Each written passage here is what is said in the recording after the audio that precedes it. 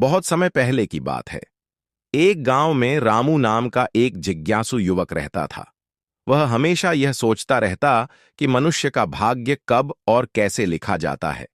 उसके मन में यह प्रश्न बार बार उठता कि क्या सब कुछ पहले से तय है या इंसान खुद अपने भाग्य का निर्माता होता है।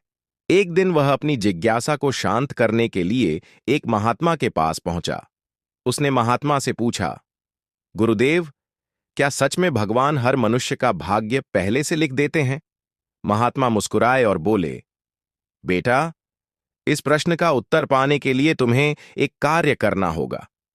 तुम कल सुबह सूर्योदय से पहले पहाड़ी की चोटी पर जाओ।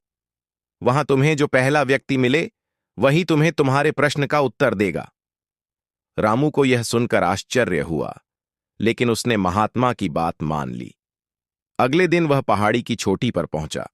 वहां उसने एक बूढ़े व्यक्ति को देखा जो एक किताब में कुछ लिख रहे थे।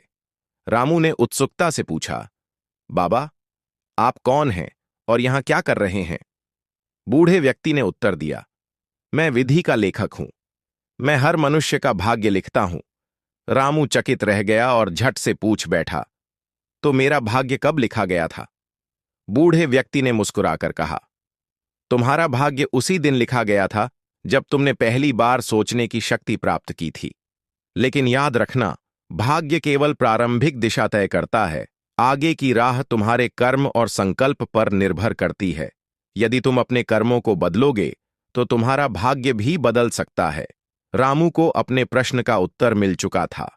वह समझ गया कि ईश्वर प्रारंभिक लेख जरूर लिखते हैं, लेकिन मनुष्य अपने परिश्रम और कर्मों से अपने भाग्य को स्वयं गढ़ सकता है। इस कहानी से हमें यह सीख मिलती है कि भाग्य केवल प्रारंभिक आधार देता है, लेकिन सफलता और जीवन की दिशा हमारे कर्मों पर निर्भर करती है। हम अपने परिश्रम से अपने भाग्य को बदल सकते हैं।